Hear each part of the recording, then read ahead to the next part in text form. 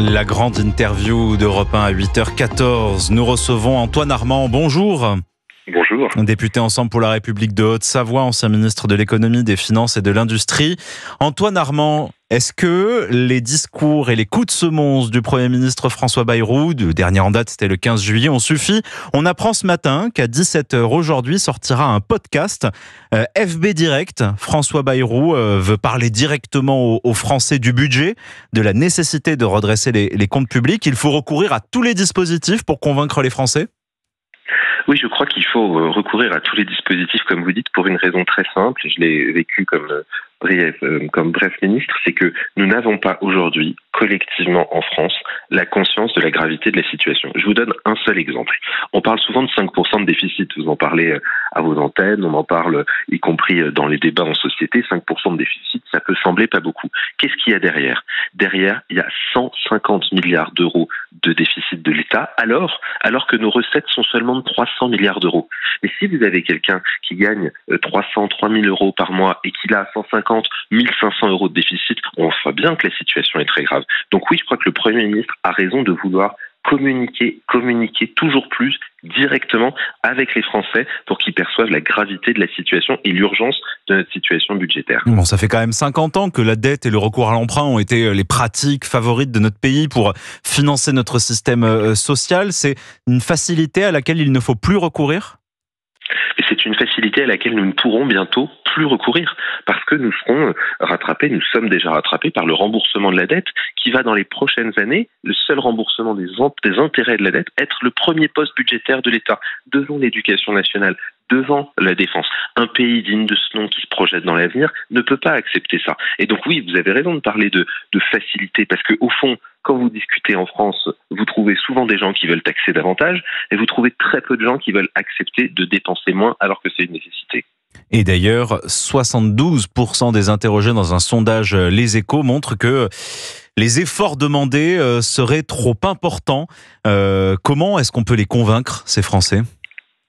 Et d'abord, je pense qu'il faut avoir une discussion concrète sur les différents sujets qui sont mis à l'œuvre. Est-ce que l'État peut continuer à réduire ce qu'on appelle son train de vie? Est-ce que les collectivités peuvent aussi parvenir à faire un effort équilibré qui ne met pas en cause l'investissement local? Ou est-ce qu'on considère avant tout que, au fond, rien n'est possible? Mais nous sommes le pays qui dépense le plus dans l'Union européenne. Ça veut dire que nos dépenses publiques sont les plus importantes et en même temps, nos impôts sont les plus importants de l'Union européenne. Alors, si on trouve qu'il n'y a pas de problème, moi je veux bien, mais si on s'arrête une seconde sur le diagnostic, on est bien obligé de constater que dans chacun des domaines, on doit pouvoir faire des efforts, on doit pouvoir faire des économies. Pas sur le dos des services publics, mais tout simplement sur la question de l'efficacité de la dépense. C'est pour ça que la ministre du Travail lance la chasse aux fraudes sociales. Catherine Vautrin espère récupérer 13 milliards d'euros dans cette lutte. Elle a employé un mot, trahison. Je vous cite la définition d'une trahison. C'est le crime d'une personne qui trahit, qui passe à l'ennemi, de manquer au devoir de fidélité. La fraude sociale est une trahison. Vous aussi, Antoine Armand, vous souscrivez à cette accusation? Mais c'est un mot fort, mais c'est un mot qui traduit la gravité du délit qui est commis quand on a une fraude sociale ou une fraude fiscale d'ailleurs. Pourquoi?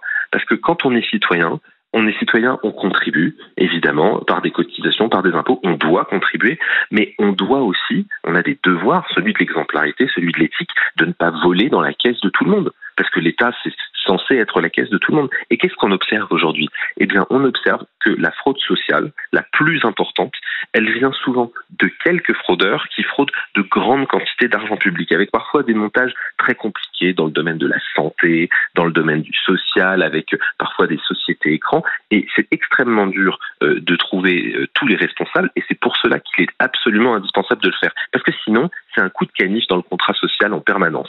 C'est une manière pour les gens qui payent des cotisations, qui payent des impôts et qui, eux, ne vont pas souvent réclamer telle ou telle aide. Pour eux, c'est une manière de se dire oui, l'État prend en compte le besoin de justice. Alors, on peut faire des économies pour redresser les finances publiques, on peut aussi produire plus de richesses. Mais comment on produit plus de richesses si on se prend 15% de droits de douane américains à partir de jeudi? C'est la menace qui a été brandie par Donald Trump. La France espérait engager un bras de fer dur avec les États-Unis, mais finalement, Ursula von der Leyen Leyen a serré la main du président américain et la France, elle semble un peu noyée au milieu de l'Union européenne. Pourquoi on ne nous écoute pas, Antoine Armand ?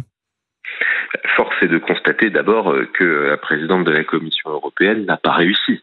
Elle n'a pas réussi à instaurer un rapport de force et elle n'a pas réussi, alors que, comme vous en parlez régulièrement sur vos antennes, ça fait des mois que cet accord est en discussion, puisque les menaces de Trump ont maintenant des mois, et bien qu'elle n'a pas réussi à trouver un accord. Alors j'entends qu'on parle d'accord déséquilibré, mais disons-nous les choses.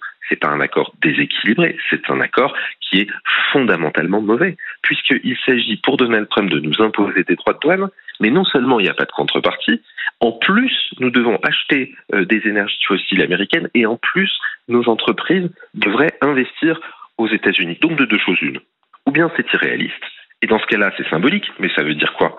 Ça veut dire que c'est de la soumission politique aux menaces de Donald Trump. Ou bien c'est très réaliste, et dans ce cas-là, c'est de la soumission économique. Et nous ne devons pas nous y résoudre. Alors, sans doute d'autres États européens se sont dit c'est un moindre mal, c'est une manière d'éviter davantage, et c'est la logique de Donald Trump de toujours plus menacer, mais nous devons continuer. J'ai entendu le président de la République, le gouvernement dire que le combat n'était pas fini. Nous devons continuer pour obtenir des contreparties, pour obtenir des exemptions, parce que l'Europe ne peut pas se faire marcher dessus toute la journée. Ce n'est pas une option pour notre continent, c'est pas une option politique face aux menaces de Donald Trump. Oui, mais Antoine Armand, vous faites partie du socle commun et vous rappelez les propos du président de la République, du Premier ministre, mais j'ai le sentiment quand même que le socle commun et le camp présidentiel s'expriment comme s'ils étaient dans l'opposition, comme s'ils n'avaient pas en fait la main, comme s'ils n'étaient pas aux affaires finalement.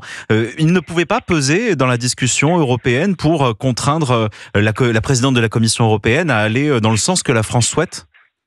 Il y a deux choses. La première, c'est que, comme vous le savez, l'Union européenne a la compétence de la politique commerciale. Autrement dit, c'est la présidente de la Commission qui va négocier en direct avec nos partenaires commerciaux. Et là, il y a une première difficulté que Gabriel Attal avait d'ailleurs relevée, c'est que ce type d'accord, dans une démocratie, dans des démocraties européennes, doit pouvoir à un moment être ratifié par le peuple, c'est-à-dire par le Parlement européen ou par les parlements nationaux. Il n'est pas question qu'une personne puisse négocier l'ensemble de l'avenir économique du continent européen. Et puis la deuxième chose, c'est que vous avez en Europe de très nombreux pays de plus petite taille qui se disent au fond, il vaut mieux qu'on accepte toutes les concessions qui sont nécessaires auprès de Donald Trump.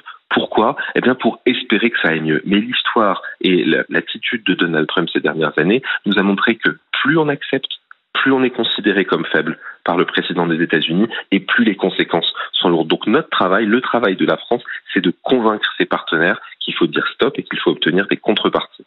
Mais quelle contrepartie on peut encore exiger là, 48 heures de l'entrée en vigueur ?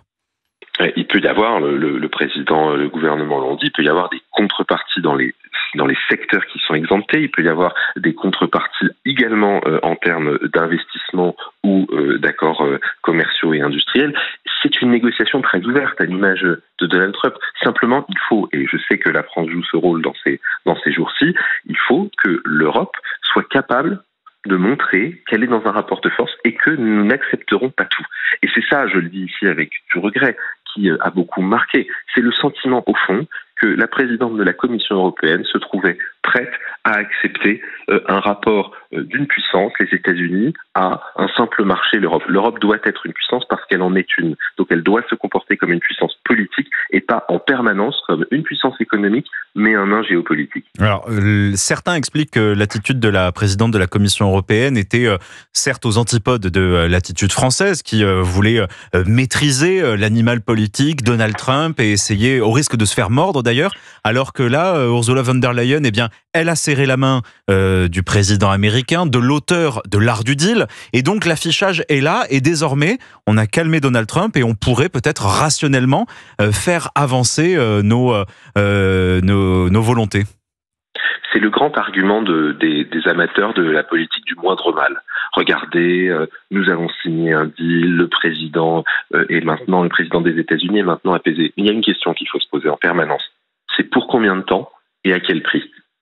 Pour combien de temps est-ce que nous avons ce deal et dans combien de temps le président des États-Unis va revenir toquer à notre porte pour dire finalement c'est pas 15%, c'est 20%. Et puis à quel prix ? Si c'est au prix de l'achat de 750 milliards d'euros de gaz de schiste, de pétrole et d'uranium américain pendant 3 ans, je ne suis pas vraiment sûr que ça valait le coup. Merci Antoine Armand. Merci beaucoup. D'être venu en direct sur Europe 1, député Ensemble pour la République de Haute-Savoie, ancien ministre de l'économie, des finances et de l'industrie. Merci d'être venu avec nous en direct.